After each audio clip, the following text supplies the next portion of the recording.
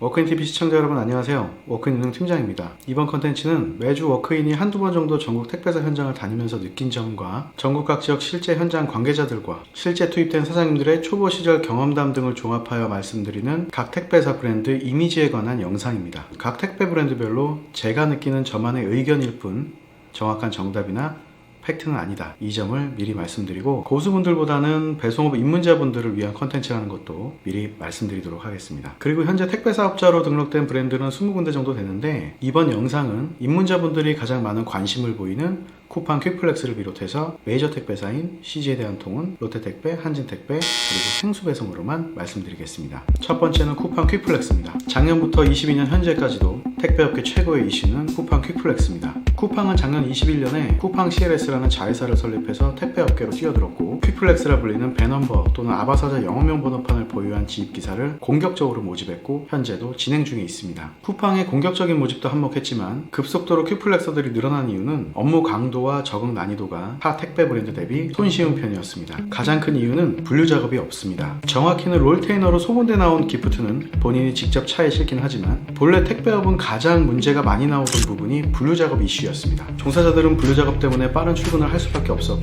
오히려 이 분류 작업의 강도가 배송보다도 높아서 배송도 하기 전에 체력의 반은 다 써버리게 되죠. 또한 이에 대한 보상도 전혀 없었습니다. 쿠팡 퀵플렉스는 이런 분류 작업이 없었고 일반 카플렉스로 본인이 한번 경험을 하고 배송 사업을 선택해도 되는 장점들로 입문자들도 선택의 폭을 넓힐 수 있었고 타 브랜드 택배 종사자들도 많은 이직이 이뤄지게 됩니다. 그리고 타 택배 브랜드 대비 무게짐보다 비닐, 단프라가 많아서 여성과 장년층도 타 택배 대비 진입이 용이하게 됩니다. 택배업의 단점이었던 배송 중 고객과의 통화도 없고 공동연관 비밀번호 등도 어플에 잘 나와 있어서 초보자의 배송업 적응에도 손쉬운 편이었습니다. 이런 장점들로 퀵플렉서들이 급속도로 늘어나다 보니 현재는 주간 배송, 야간 배송 모두 라우트가 없어서 투입이 쉽지 않은 상황이지만 쿠팡과 직계약된 영업점들이 네이버 카페 등을 통해서 모집 공고도 많이 내고 상담도 활발하게 이루어지고 있으니까 입문자 입장에서 접근성은 7점 정도 줘도 될 것 같습니다. 수입도 높은 점수를 줄 수 있을 것 같습니다. 대부분의 입문자들이 택배업을 시작할 때 평균적으로 500만 원의 매출을 생각하고 시작하게 되는데요. 그 매출을 만들어내는 기간을 3개월 정도 잡게 되고 실제로도 3개월은 지나야 그 매출이 보이기 시작합니다. 하지만 퀵플렉스는 초반 적응 난이도가 보다 손쉬운 편이어서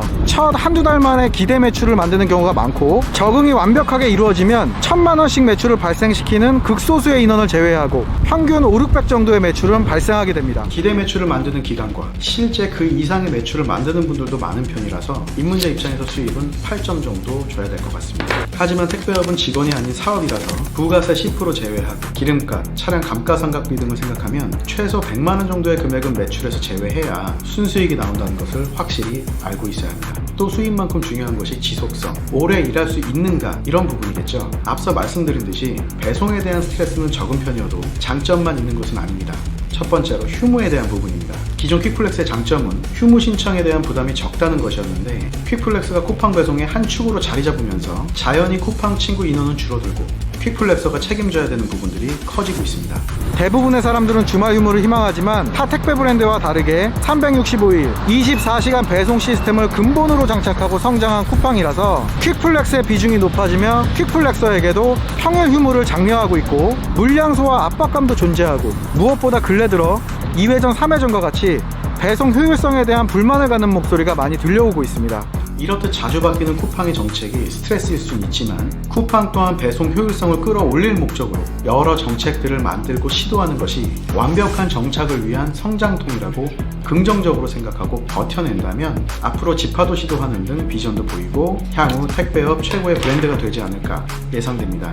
그래서 지속성도 7점 정도는 되지 않을까.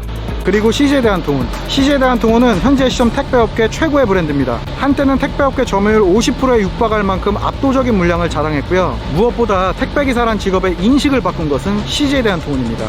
택배기사란 직업은 불과 5, 6년 전까지만 해도 하대받는 느낌이 없지 않아 있었거든요. 항상 찌들어 있고 항상 힘들어 보이고 워라벨은 상상도 할 수 없고 그런데 이 인식을 완전히 바꾸게 된 것은 CJ대한통운 때문이었고 여기에는 CJ대한통운의 휠소터가 가장 큰 이유였습니다. 이 휠소터 자동 분류 시스템이 도입되면서 CJ는 배송 다변화 정책을 시작하게 되고 분류 작업의 강도가 타 택배사 대비 현저히 떨어지게 됩니다.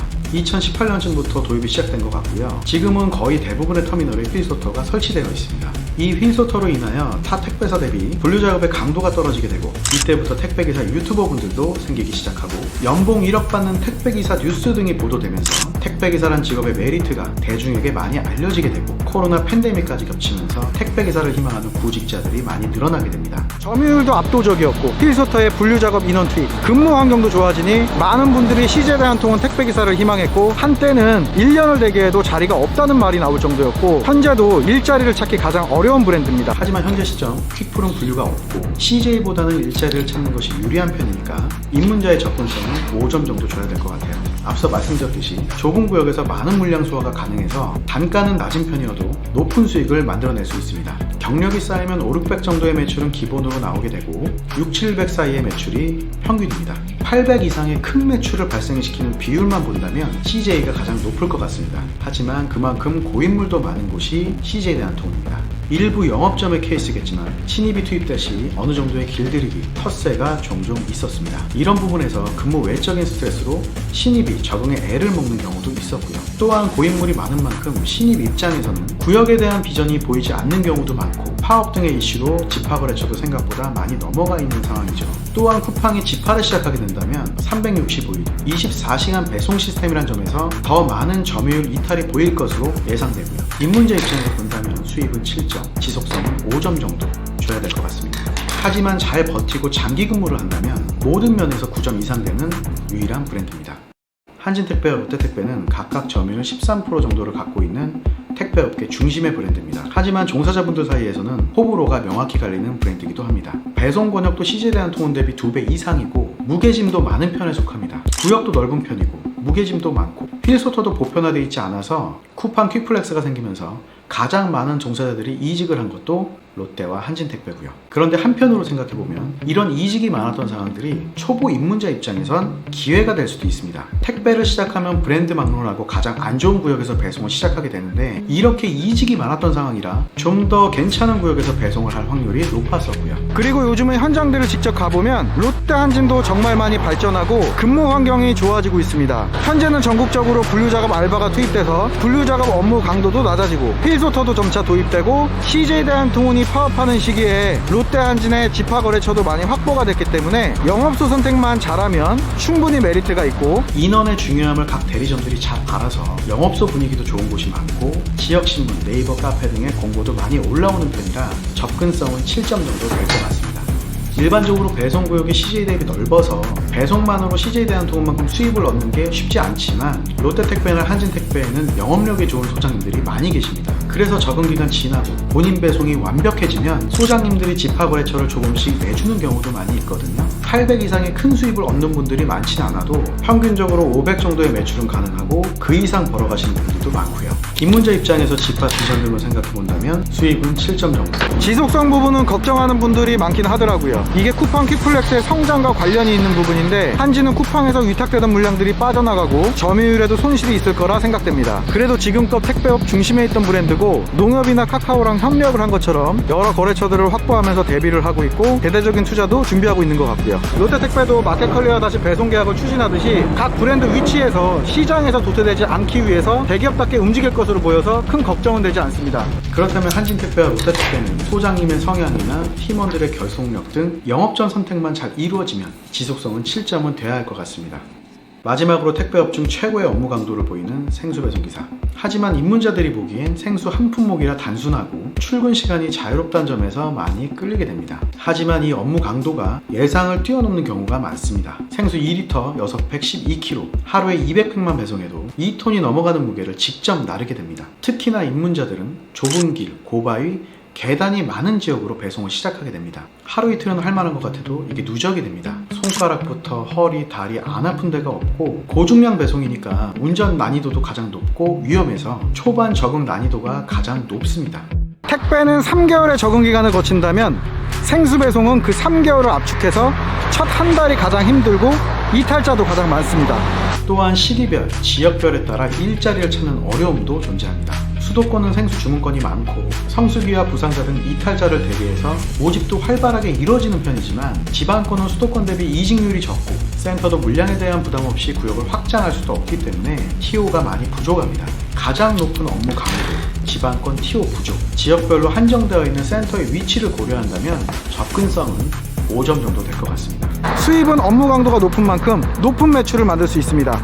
일반 택배보다는 단가도 높은 편이고 택배보다는 한 집당 배송 개수도 잘 나오는 편이고 성수기 때는 평균 6,700 정도의 매출이 발생되고 더 높은 매출을 만드시는 분들도 많습니다.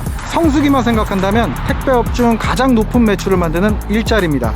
하지만 생수 배송은 생수 주문권이 줄어드는 겨울이 다가올수록 비수기로 포함이 되고 비수기엔 약 20% 정도의 매출이 감소합니다. 또 지출되는 비용도 많은 편입니다. 고중량을 배송하는 차라서 점검도 더 신경 써야 되고 택배보다 구역도 훨씬 넓은 편이라서 기름값도 많이 나오고 그럼 지출되는 비용, 비수기 이런 거 생각하면 수입은 6에서 7점 정도 될 것 같습니다. 생수 한 품목, 출근 시간의 자율성, 배송 스케줄을 본인이 직접 계획해서 근무할 수 있는 장점은 확실해서 건강과 부상 관리를 잘해서 버티고 배송 구역도 노른자로 이동해 가면 수입과 워라밸 등 효율성 면에서 가장 메리트가 있는 배송이지만 예상보다 강한 업무 강도, 예기치 못한 부상, 한정된 센터 위치같이 단점도 커서 지속성은 높은 점수를 주긴 어려울 것 같습니다. 처음에도 말씀드렸듯이 오늘의 컨텐츠는 저의 주관적인 의견일 뿐 정확한 팩트는 아닙니다.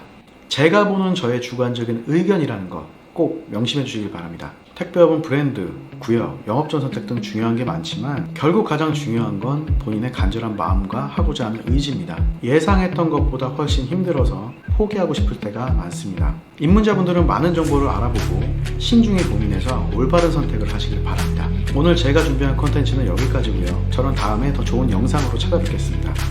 끝.